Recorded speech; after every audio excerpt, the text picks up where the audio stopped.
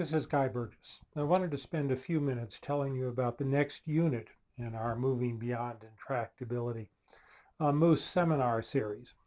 Some of you may have been wondering how Heidi and I can cope with a life in which we spend so much of our time thinking about really unfixable, terrible problems without lapsing into this black funk of hopelessness.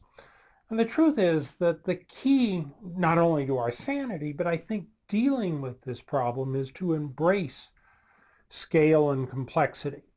The truth is that complexity-oriented thinking, we think anyway, opens up a world of new possibilities. This really is the frontier of the field, which is why we call this the Frontier Seminar. And we're talking about doing things that no one has done before.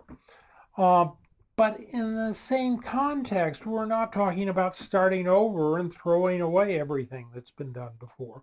We don't want to reinvent the wheel. We want to build on the wheel, what's been learned before, and develop something really new and exciting, probably fancier than this maglev train here.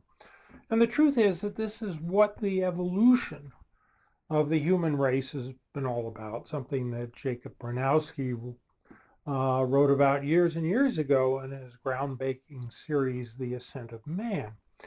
And as we're thinking about building on what's been done before, we also need to remember Kenneth Boulding's first law. If it exists, it must be possible, or if it's done, it must be possible. And the truth is there are lots of great people with great ideas doing great things.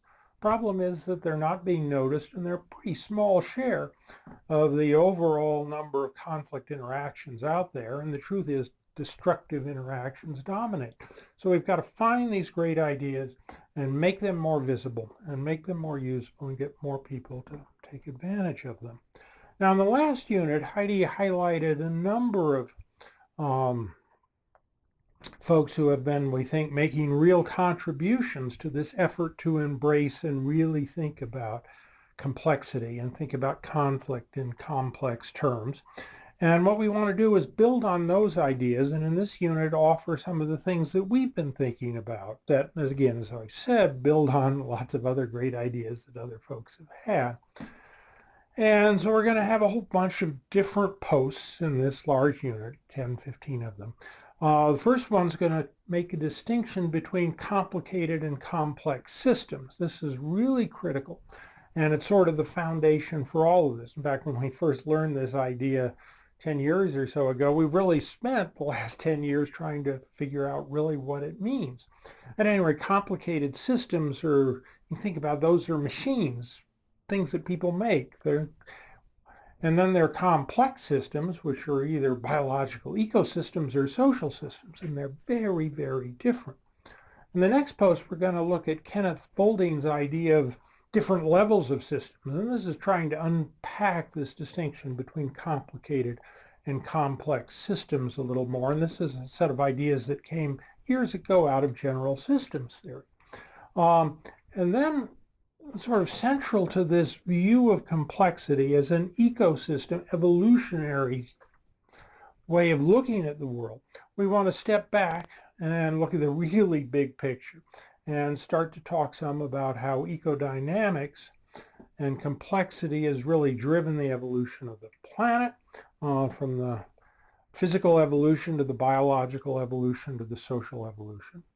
Then we're going to focus a lot on what we call the adaptation challenge. And the truth is that in terms of any individual species, your success or failure really depends on your ability to adapt to changing conditions. And the truth is ecosystems don't care, but species do. So a big part of all of this is figuring out how to increase the adaptability of the human race. And as we do this, we need to also step back and look a little more about what we mean by complexity. At the social level, we mean multitudes of independent actors, each pursuing their own self-interest as they see it with their own set of decision rules, which may or may not be very rational.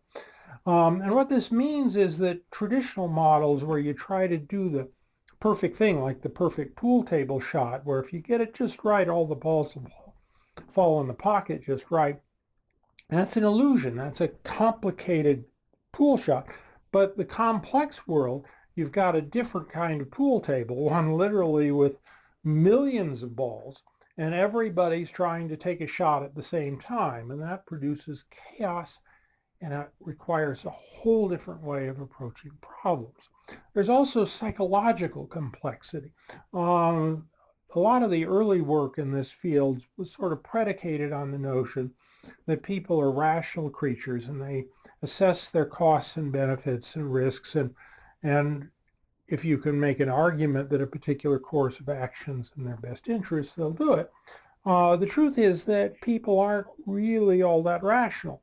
This is a nifty little chart that we'll talk more about that lists all of the different biases. That is, these are things psychologists have identified that are non-rational ways in which people think.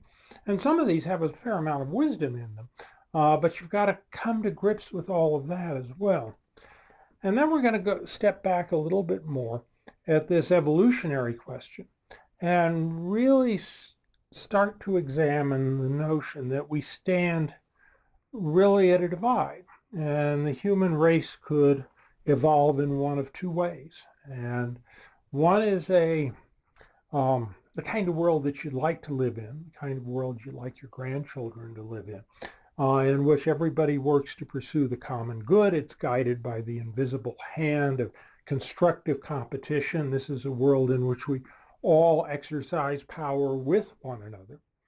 But the truth is that we could easily go down another road, one governed by the invisible fist, where folks fight to have power over everyone else so they can oppress one another. And that leads to terrible, terrible conflicts and oppression, and not a world I want to live to my grandkids.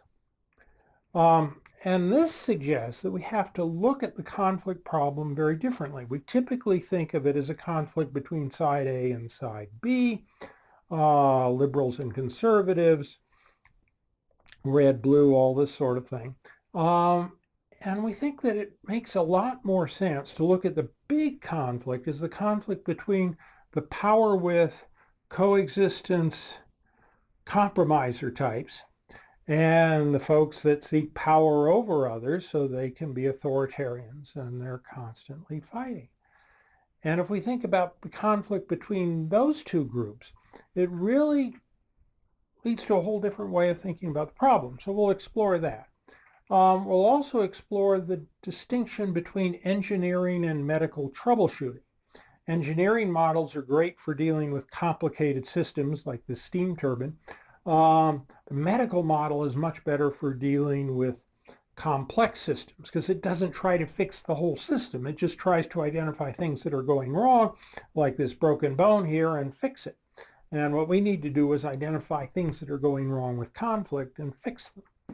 The other thing we'll talk about is the scale-up problem. A lot of what the field knows we've learned from managing conversations around tables. That is, it's a small group-oriented field. We need to figure out how to scale up direct face-to-face conversations to mass media-based conversations involving tens or hundreds of millions of people. And that's what it's going to take, and that's a really big challenge, and why we're so interested in mass media-based approaches. Now, we've got a couple of models for how to think about all this that we think make a lot of sense. One is, we call it the Google traffic metaphor. One of the things that Google does is it makes these cute little maps, and some of these are crowdsourced, and basically what it does is to identify on a map of the highway system, which is a complex system, all the things that are going wrong: traffic jams, crashes, construction. So you can try to avoid them. But you can take it a step further and add to this a sort of more sophisticated Adopt a Highway program, where you get people to look at a map and say, hey, these things are going wrong. I'm going to take responsibility for fixing this one. And in a sense, we want a map of conflict, and we want people to identify within that map of conflict things that are going wrong or going right, and take responsibility for fixing the things that are going wrong or strengthening the things that are going right. Another way of thinking about this same problem is in terms of markets. And this is really the way the complex system that is human society works. And basically what human society is a group, is a set of institutions in which people do things for one another. And every so often somebody gets clever and figures out how to create a new market that makes it possible for people to do things for one another where the mechanics of arranging those trades before were so prohibitive, it wouldn't work. This is the genius behind Airbnb and Uber and eBay, is all of a sudden it became possible to arrange these kinds of transactions. And or previously, just the overhead costs of arranging them made it prohibitive. What we need is a system that will make it easier for people with ideas for more constructively addressing conflict problems to find folks who would like to make use of those ideas. And that's, again, one of the reasons that we find the web so interesting. All of this is going to set the stage for the next unit in the Frontier seminar. And this is going to start looking at all of the different things that need doing. And here what we're looking at is something we call massively parallel peace building. The key to making today's so super sophisticated computer infrastructure work is not a super duper ultra smart processor. The web, in a sense, runs on cell phone processors because they're cheap, they don't consume much energy, and they're pretty clever. But the key is to get them working in parallel on a truly massive scale. This is also what society's all about. Durkheim called it the division of labor, specialization. Look at one of these old-fashioned phone books. And what it is a list of all of the specialized roles that people in a community undertake as part of what makes society work. And what we need to do is to add a bunch more specialized roles to that to start dealing with the conflict problems associated with today's big challenges. And there are also lots of precedents for people coming together voluntarily to work on part of a problem. Take the open source software platform that this website runs. It's basically 5 big open source projects. All of the software in those projects was voluntarily contributed by folks who saw a need and did something. They adopted part of the problem, they fixed it and contributed it to the larger community. That's what we need to do for conflict. And there's an upside to all this, especially for folks who are relatively young. You may have seen articles like this that are talking about massive changes in the job market, and huge numbers of jobs are going to be automated, and there's the specter of superfluous people and all of that. But there are also going to be lots of new jobs that don't yet exist. And we think one of the biggest areas of growth are going to be in jobs related to helping people manage conflict and cooperate more constructively. And the last slide I want to show you is something that came out of World War II.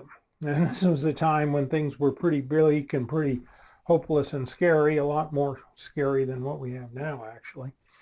And the phrase that my mom taught me that came out of her experience in the Army during the war was, the difficult we do right away, the impossible takes a little bit longer.